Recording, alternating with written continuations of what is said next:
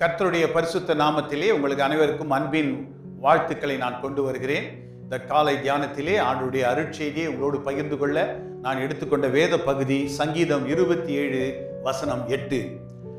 என் முகத்தை தேடுங்கள் என்று சொன்னீரே, உம்முடைய முகத்தையே தேடுவேன் கர்த்தாவே என்று என் இருதயம் உம்மிடத்தில் சொல்லிற்று. அன்பானவர்களே, நம்முடைய சிங்கப்பூர் தேசத்தின் 60ஆம் ஆண்டு தேசிய தினத்தை நாம் கொண்டாடி கொண்டிருக்கிற நாட்களிலே, இந்த நேரத்திலே தேசமாக, சபையாக, குடும்பமாக, தனிப்பட்ட முறையிலும் கர்த்தருடைய முகத்தை தேட நாம் அழைக்கப்படுகிறோம். குறிப்பாக இந்த வேத வசனத்தை பார்க்கும்பொழுது தாவீது சொல்கிற ஒரு காரியம், என் முகத்தை தேடுங்கள் என்று சொன்னீரே, உம்முடைய முகத்தையே தேடுவேன் கர்த்தாவே என்று சொல்கிறதை நாம் பார்க்கிறோம். இதை பார்க்கும்போது ஒரு தனிப்பட்ட உண்மையான ஆண்டவரோடு உள்ள உறவை நாம் பார்க்கிறோம். குறிப்பாக it emphasizes God's invitation for intimacy and our wholehearted response to that call. ஆண்டவருடைய உறவிலே ஒரு நெருங்கிய உறவு, ஒரு உண்மையான உறவை கொண்டிருக்க நாம் அழைக்கப்படுகிறோம். இந்த நாட்களிலும் தேவனுடைய அழைப்புக்கு குரல் கொடுத்து, செவி கொடுத்து, ஆண்டவருடைய அழைப்பை பார்த்து அவருடைய முகத்தை நோக்கி பார்க்க நாம் அழைக்கப்படுகிறோம். இந்த நேரத்திலே இந்த வசனத்திலிருந்து ஒரு 3 குறிப்புகளை உங்கள் முன்னால் வைக்க விரும்புகிறேன். முதலாவதாக God's invitation, ஆண்டவருடைய அழைப்பு, தேவனின் அழைப்பு என்ன என்று பார்த்தால், this particular verse begins with God's call to seek my face. This is not a generic call but a personal invitation to intimacy with God. ஆண்டவரோடு ஒரு தனிப்பட்ட உறவிலே இருக்க அழைக்கப்படுகிறது. பொதுவான அழைப்பு அல்ல. என் முகத்தை தேடுங்கள் என்று ஆண்டவர் நாம் ஒவ்வொருவரோடும் சொல்லுகிற ஒரு தனிப்பட்ட அழைப்பாக நாம் பார்க்கிறோம். இது பொதுவான அழைப்பு அல்ல. அது மட்டுமல்ல அன்பானவர்களே, this particular invitation also reveals God's desire for a relationship with humanity, a longing for fellowship and communion. The third one, when you look into that particular God's invitation, it's an invitation to know God not just as a powerful God, but also as a loving Father who desires our presence. ஒரு வல்லமையுள்ள தேவனாக மட்டுமல்ல, நம்முடைய ஆண்டவர் நம்மை பார்த்து மகனே, மகளே என்று அழைக்கக்கூடிய ஒரு அழைப்பை இந்த இடத்திலே நாம் பார்க்கிறோம். அவருடைய பிரசன்னத்திலே வரத்தக்கதாக ஆண்டவர் நம்மை அழைக்கிறார். இப்படி ஆண்டவர் நம்மை அழைக்கும் போது என் முகத்தை தேடுங்கள் என்று பொதுவான அழைப்பாக இல்லாமல் தனிப்பட்ட முறையிலே நம்மை அழைக்கும் பொழுது வாட்ஸ் அவர் ரெஸ்பான்ஸ், நம்முடைய மாறுத்திரம் என்ன, நம்முடைய பதில் என்ன என்று பார்த்தோம் என்றால், David's heart immediately responds with a declaration, your face Lord I will seek. கர்த்தாவே, உம்முடைய முகத்தையே தேடுவேன் என்று தாவீது சொல்கிறதை நாம் பார்க்கிறோம். அன்பான தேவ ஜனமே, இன்று நம்மால் அப்படி ஆண்டவரோடு சொல்ல முடியுமா?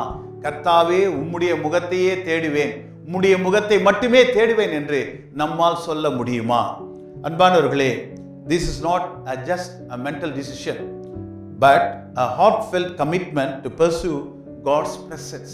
ஆண்டவருடைய பிரசன்னத்தை நாம் பெற்றுக்கொள்ள நாம் அழைக்கப்படுகிறோம். அன்பானவர்களே, குறிப்பாக இது ஒரு இருதயத்தின் அர்ப்பணிப்பு.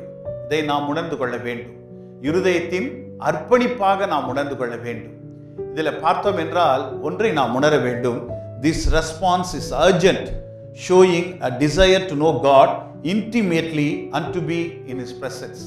அதாவது ஆண்டவருடைய அழைப்பு என்ன என்றால் இன்டிமேட் அழைப்பு, அதாவது ஒரு நெருங்கிய உறவிலே ஒரு அழைப்பு, அவருடைய பிரசன்னத்திலே இருக்க நாம் அழைக்கப்படுகிறோம். மூன்றாவது குறிப்பாக seeking His face, ஆண்டவருடைய முகத்தை தேடுதல். இதை குறித்து பார்த்தோம் என்றால் தேவனுடைய முகத்தை எப்படி தேட வேண்டும்? To seek God's face is to pursue His presence, favor and blessing. ஆண்டவருடைய முகத்தை தேடும்போது அவருடைய தயவை நாம் பெற்றுக்கொள்கிறோம். அவருடைய தயவு என்று சொல்லும்போது தேவ தயவை நாம் பெற்றுக்கொள்கிறோம். அடுத்ததாக அவருடைய ஆசீர்வாதத்தை பெற்றுக்கொள்கிறோம். மூன்றாவதாக அவருடைய பிரசன்னத்தை நாம் உணர்ந்து கொள்கிறோம். It's more than just studying God's word or attending church. It's about actively pursuing a relationship with Him. அவரோடு இணைந்து அவருடைய உறவிலே வாழ்வதற்காக அழைக்கப்படுகிறோம். It involves prayer, meditating God's word and a willingness to be transformed by His presence. ஆண்டவருடைய வார்த்தையை படிக்கிறோம், அவருடைய பிரசன்னத்திலே இருக்கிறோம், ஜெபிக்கிறோம், அவருடைய பிரசன்னத்திலே அமர்ந்திருந்து நாம் மாற்றப்படுகிறோம். எல்லாவற்றையும் விட seeking God's face brings assurance. ஆண்டவருடைய வார்த்தை, அவருடைய முகத்தை தேடும் போது ஒரு வாக்குத்தத்தத்தை நாம் பெற்றுக்கொள்கிறோம். It leads to transformation. ஒரு மாற்றத்தை கொண்டு வருகிறது. It brings intimacy with God. ஆண்டவரோடு ஒரு நெருக்கத்தை கொண்டு வருகிறதை நாம் பார்க்கிறோம். அன்பான தேவ ஜனமே, இதை பார்க்கும்போது நம்ம எப்படி இதை அப்ளை பண்ணுவோம்? The practical application, we can seek God's face through prayer. ஜெபத்தின் மூலமாக ஆண்டவருடைய முகத்தை நாம் தேடலாம். Reading His word, ஆண்டவருடைய வசனத்தின் மூலமாக. And spending time in His presence, அவருடைய பிரசன்னத்திலே அமர்ந்திருந்து. We should prioritize our relationship with God. ஆண்டவருடைய உறவிலே முக்கியத்துவம் கொடுக்கத்தக்கதாக இருக்க வேண்டும். Even amidst distractions and challenges. நிறைய challenges இருக்குது உலகத்துல, நிறைய சவால்கள் இருக்கிறது, நிறைய கவன சிதறல்கள் இருக்கிறது. அவைகள் மத்தியில ஆண்டவருடைய முகத்தை தேடத்தக்கதாக நாம் அழைக்கப்படுகிறோம்.